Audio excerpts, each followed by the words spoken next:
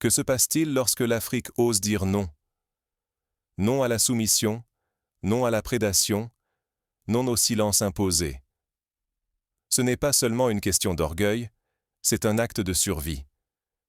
Car derrière chaque non africain, il y a l'histoire d'un continent qui refuse de revivre le passé, qui aspire à écrire ses propres pages et à relever la tête. Pour bien comprendre l'ampleur de ce bouleversement, il faut remonter dans le temps, revisiter l'histoire, analyser les exemples concrets et s'inspirer de ceux qui ont osé tracer un autre chemin.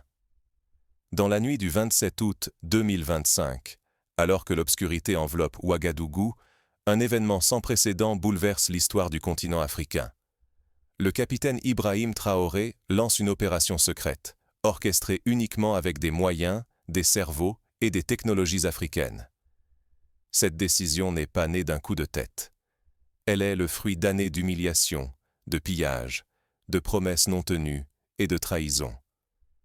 Depuis des décennies, l'Afrique est traversée par des corridors que d'autres définissent, où transitent des richesses qui ne lui profitent jamais. Mais cette nuit-là, tout change. 17 véhicules suspects, sans plaque d'immatriculation, sans contrôle officiel, franchissent la frontière du Burkina Faso. À leur bord, plus de 10 000 kg de stimulants synthétiques, soigneusement emballés, destinés à alimenter des marchés lointains, à enrichir des cartels invisibles. Aucun superviseur étranger, aucun regard occidental. Juste une équipe africaine, soudée, déterminée, prête à tout risquer pour l'honneur du continent. Ce n'est pas une simple saisie. C'est un acte de défiance, une déclaration d'indépendance, un cri qui dit « Nous ne sommes plus le couloir des crimes du monde ». L'Afrique prouve qu'elle peut, seule, déjouer des réseaux criminels aux ramifications internationales. Cette nuit-là, la trajectoire du continent bascule. C'est un tournant aussi décisif que l'indépendance des années 60, mais sur le terrain de la technologie, de la souveraineté et de la sécurité. Pourtant, le danger est colossal. Si l'Afrique n'agit pas, elle restera le terrain d'essai des puissances occultes et la voie royale des empires criminels. Son identité, ses ressources, sa sécurité et son avenir technologique sont en suspens. Chaque minute compte. Tout se joue maintenant. À l'aube, les premières rumeurs circulent dans les rues de Ouagadougou, de Bamako, d'Abuja. Les gens s'interrogent. Comment cette opération a-t-elle été possible sans soutien extérieur? Comment une nation, longtemps considérée comme dépendante, a-t-elle pu orchestrer un tel exploit? Revenons en arrière. Depuis combien de temps l'Afrique sert-elle de couloir, sous prétexte d'humanitaire? La question choque, mais elle est essentielle. Durant des décennies, le continent africain voit défiler des convois mystérieux, camouflés derrière l'étiquette rassurante de l'aide internationale. On se souvient par exemple des années 90, lorsque des cargaisons d'armes transitaient sous couvert d'aide alimentaire en Angola ou au Libéria. Les mêmes scénarios se répètent, toujours plus sophistiqués, toujours plus opaques. Derrière ces opérations, des ONG écrans, souvent créées dans des paradis fiscaux comme le Luxembourg ou les îles Caïmans. Leur fonction principale? Fournir une immunité diplomatique.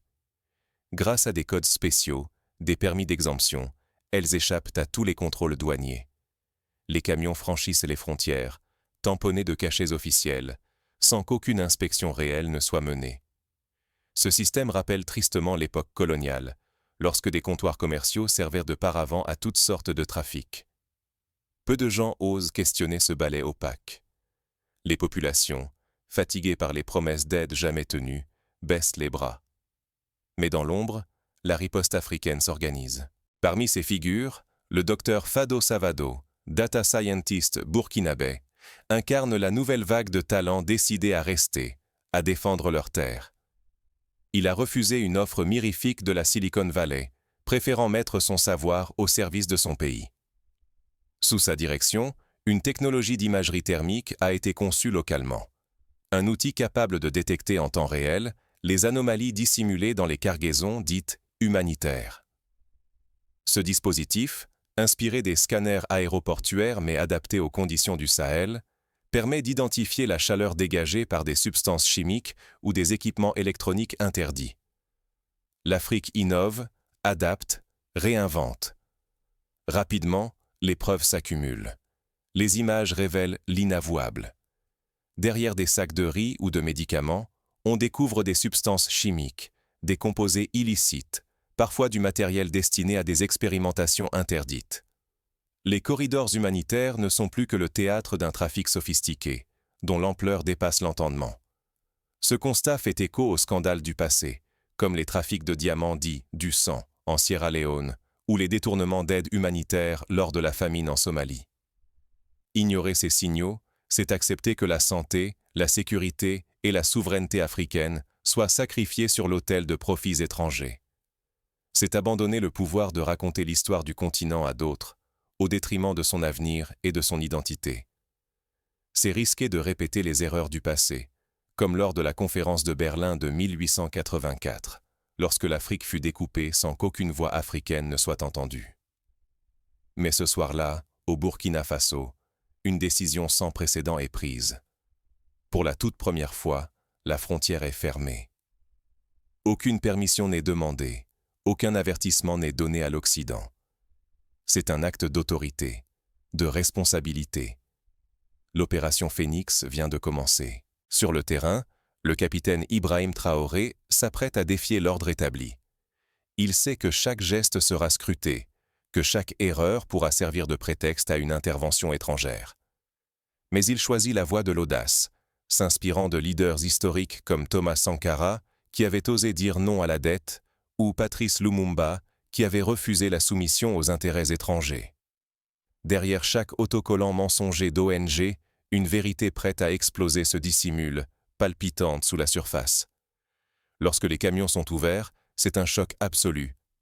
Au lieu de l'aide promise, des tonnes de stimulants de synthèse d'une pureté glaçante apparaissent, soigneusement emballés. Des documents confidentiels révèlent des expérimentations interdites menées sur les plus vulnérables, à l'image des scandales médicaux qui ont entaché d'autres continents comme le tristement célèbre projet Tuskegee aux États-Unis. Même les étiquettes médicales sont des codes cryptés, camouflant des substances réservées à des essais illégaux. Certains cartons portent des inscriptions en allemand, en anglais, en russe, signe que le trafic dépasse largement les frontières régionales. C'est la preuve d'une collusion internationale, à l'image du scandale des Panama Papers, qui avait révélé l'ampleur de l'évasion fiscale mondiale. L'analyse des flux financiers dévoile une toile complexe. L'argent, suivi à la trace grâce à des outils numériques conçus localement, mène à des sociétés pharmaceutiques basées en Suisse, en Allemagne, au Luxembourg. Derrière des structures opaques, ces entreprises profitaient des corridors humanitaires africains pour accumuler des fortunes, tout en exposant des populations entières à des dangers incalculables. L'Afrique découvre qu'elle est non seulement une terre de transit, mais aussi un laboratoire à ciel ouvert pour des intérêts sans scrupules. Face à l'ampleur du scandale, le capitaine Ibrahim Traoré tranche. Pas de tractation secrète, pas de compromis honteux. Il choisit la lumière totale. Preuves photographiques, vidéos, extraits bancaires, analyses toxicologiques. Tout est publié en libre accès sur les réseaux et les plateformes ouvertes. Plus aucun doute possible, la planète entière observe. Ce choix rappelle celui de Nelson Mandela, qui, face à l'apartheid, avait préféré le dialogue transparent à la violence aveugle. La riposte s'organise aussitôt. Pour la première fois, une solidarité sans précédent relie les présidents africains. D'Abuja à Addis Abeba, de Kinshasa à Dakar, les chefs d'État multiplient les réunions de crise. Jadis divisés par des intérêts divergents, ils affichent une unité nouvelle et exigent des réponses aux conglomérats européens impliqués. Cette réaction collective rappelle la naissance de l'Organisation de l'Unité africaine en 1963, un moment fondateur d'unité continentale. Mais c'est la jeunesse qui fait basculer la lutte. Dès les premières heures, l'effervescence en ligne est sans précédent. Des centaines de millions de messages, des hashtags comme The Phoenix Truth et Africa Unite envahissent la toile. Les jeunes mettent au point des outils libres pour suivre l'argent sale et démasquer les réseaux de blanchiment. Des équipes se créent spontanément, des hackathons s'organisent dans les universités de Dakar, de Cotonou, de Kigali. À mesure que les heures passent, les révélations s'accumulent. Les enquêteurs découvrent que ces mêmes corridors servaient aussi au trafic de minerais stratégiques et d'espèces protégées. L'opération Phoenix n'est que la partie visible d'un gigantesque iceberg de criminalité transnationale, longtemps couverte par le silence complice des puissants. Ce constat fait écho à la lutte contre la mafia italienne ou les cartels sud-américains, où la complicité locale et internationale rendait les réseaux presque intouchables. L'onde de choc frappe jusque dans les capitales occidentales. Très vite, certains tentent de minimiser l'affaire ou d'intimider les autorités africaines. Les médias internationaux parlent d'incidents isolés, de malentendus administratifs. Pourtant, la réplique est ferme. Cette fois, l'unité africaine donne de la force à chaque voix. Les tentatives de pression et de désinformation étrangère échouent face à une population informée et déterminée. On se souvient alors du boycott du coton malien en 2006, qui avait forcé la main à l'Organisation mondiale du commerce. Désormais, le danger est immense. Céder à la peur ou à la manipulation reviendrait à sacrifier l'avenir du continent. Mais pour la première fois, la peur change de camp. Armée de vérité et de technologie, l'Afrique refuse de redevenir la proie des réseaux occultes. Elle s'inspire du Rwanda, qui a su transformer en 20 ans un pays meurtri en modèle de gouvernance et d'innovation numérique. Mais le bras de fer ne fait que commencer. Les réseaux internationaux n'ont pas dit leur dernier mot. La prochaine attaque viendra là où on l'attend le moins. Les experts préviennent. La cybercriminalité, les manipulations numériques et les pressions économiques vont s'intensifier. Pour faire face, l'Afrique doit anticiper, s'adapter, coopérer. Et si la vraie révolution naissait d'une alliance technologique et populaire? Après l'opération Phoenix, l'Afrique ne se contente plus de survivre. Elle se réinvente, à la vue du monde entier. Les révélations du Sahel n'ont pas seulement démantelé un réseau criminel d'ampleur inédite. Elles ont ouvert la voie à une coopération panafricaine qui défie l'histoire. Première arme concrète, la création d'une force commune anti-narcotique, mobilisant le Burkina Faso, le Mali, le Niger et le Sénégal. Pour la première fois, ces pays unissent leurs renseignements, croisent leurs ressources et verrouillent les anciens corridors d'exploitation qui saignaient leurs frontières. Ils mettent en place des centres de commandement partagés, des équipes d'intervention mixtes, des bases de données interopérables. Les investigations permettent de geler 47 sociétés écrans, des labyrinthes financiers où se dissolvaient des millions volés. 340 millions de dollars sont récupérés et, fait rare, injectés directement dans des projets de sécurité et de développement local.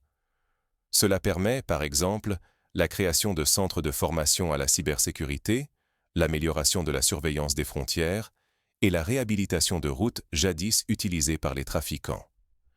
La technologie devient l'étendard de cette souveraineté retrouvée. Les gouvernements accélèrent les investissements en intelligence artificielle pour surveiller et protéger leurs frontières. Des startups locales développent des applications de signalement citoyen, des systèmes de traçabilité des flux commerciaux. La blockchain, auparavant réservée à l'élite occidentale, garantit désormais la transparence du partage d'informations entre États africains. Dans les universités, tout change. On crée des masters en souveraineté numérique, des laboratoires de cyberdéveloppement, des incubateurs pour le retour des talents de la diaspora. Des concours de programmation sont lancés à Lomé, Abidjan, Douala, pour encourager l'innovation locale. L'ambition: forger une génération apte à défendre aussi bien les frontières physiques que virtuelles du continent. L'effet boule de neige est immédiat. D'autres nations, galvanisées par l'exemple burkinabé, lancent des audits internes et débusquent à leur tour des réseaux d'exploitation. Le silence s'effondre. La lumière envahit les zones d'ombre. On assiste à la naissance d'une presse d'investigation panafricaine, à la création de plateformes de lanceurs d'alerte, à la mobilisation de la société civile. Pour la première fois, la diaspora, longtemps tenue à l'écart, investit massivement dans les solutions africaines. Capital, savoir-faire, réseaux internationaux se mettent au service des start-up, plateformes numériques et initiatives citoyennes surgies de la crise Phoenix. Des hackathons virtuels relient Montréal, Paris, Londres et Dakar, faisant émerger des solutions pour la traçabilité des ressources ou l'identification des flux suspects. Mais l'enjeu demeure gigantesque. Rater ce tournant c'est risquer une nouvelle colonisation, cette fois masquée derrière des algorithmes ou des traités numériques insondables. La vigilance et l'audace collective deviennent un impératif vital. L'exemple de la guerre des données entre la Chine et les États-Unis rappelle combien la souveraineté numérique est un enjeu de puissance au XXIe siècle. Mais la victoire n'est jamais totale. Dans l'ombre, de nouveaux acteurs préparent déjà leur riposte, prêts à tout pour reprendre le contrôle des routes invisibles. Les cyberattaques se multiplient, les tentatives de corruption aussi. La souveraineté ne se limite pas à un idéal ou à un mot d'ordre. Elle prend corps dans chaque geste, chaque décision du quotidien. Avec une audace inédite, le capitaine Traoré a choisi la transparence absolue. En rendant publiques les preuves, il a brisé le cercle vicieux du secret et offert au peuple africain la maîtrise du récit. Ce choix audacieux prouve que seule la lumière protège des manipulations et de la corruption. C'est une leçon à méditer pour tous les dirigeants du continent. Mais la route vers la souveraineté n'est ni solitaire ni rapide. Pour se défendre, l'Afrique doit consolider des alliances technologiques profondes entre ses nations. En mutualisant connaissances, outils et expertise, le continent bâtit des défenses numériques autonomes, affranchies des influences extérieures. Ce modèle rappelle celui de l'Union européenne, qui a su harmoniser ses systèmes de cybersécurité après les attaques massives de 2007. L'éducation se révèle un pilier de cette émancipation. Il est impératif d'intégrer la cybersécurité et la gouvernance numérique dès l'école et l'université, partout sur le continent. Une nouvelle génération va alors émerger, capable de prévenir, détecter et contrer les menaces invisibles. Là réside la clé d'une souveraineté durable. Les programmes scolaires incluent désormais l'histoire des grandes manipulations internationales, pour que les erreurs du passé ne se reproduisent plus. Face à l'urgence, une législation panafricaine forte devient indispensable. Harmoniser les lois, renforcer les contrôles aux frontières, instaurer des tribunaux spécialisés, autant d'étapes vitales pour fermer les brèches exploitées par les réseaux criminels.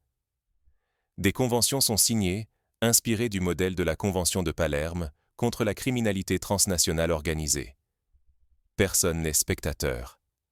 Chacun doit s'engager, voter, débattre, surveiller les pouvoirs. Investir dans les infrastructures africaines, soutenir la technologie locale, encourager le retour des talents de la diaspora. Voilà les leviers d'une autonomie réelle. La société civile, les médias, les universités, les entreprises, tous sont appelés à jouer leur rôle.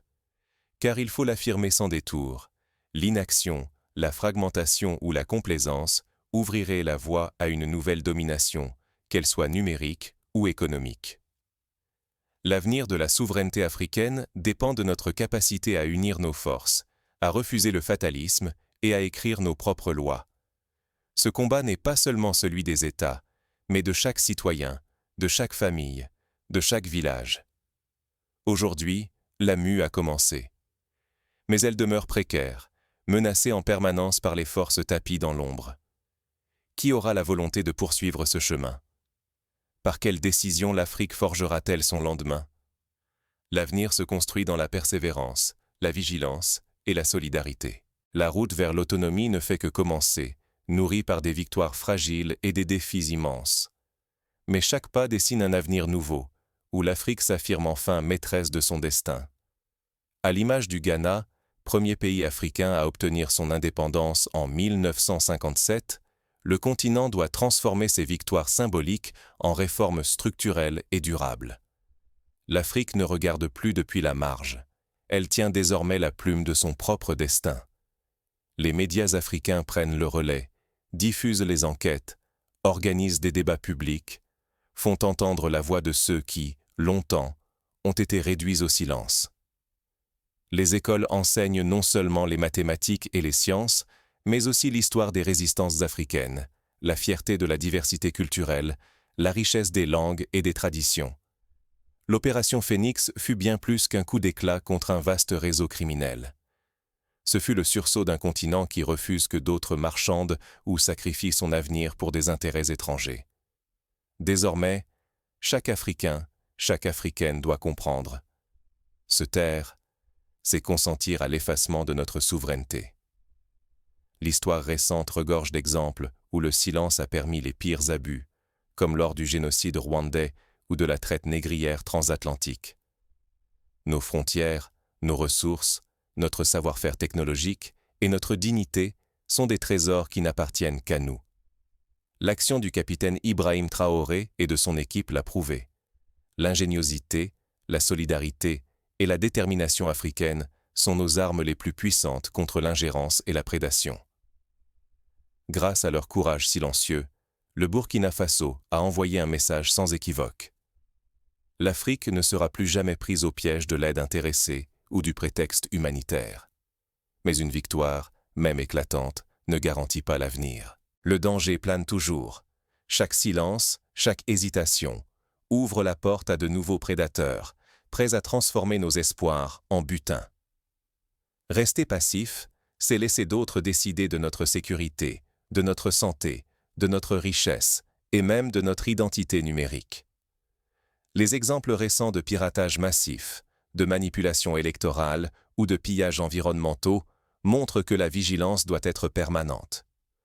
L'engagement de chacun est notre rempart le plus sûr. Il commence par la vigilance, se prolonge par l'éducation, s'enracine dans l'entraide et s'accomplit par l'action collective. Refuser l'injustice, dénoncer la corruption, soutenir nos innovateurs, valoriser nos savoirs. Ainsi se construit un avenir libre et digne. En Afrique, la modernité ne vient plus de l'extérieur. Elle se bâtit à la sueur, à la réflexion et à la résistance.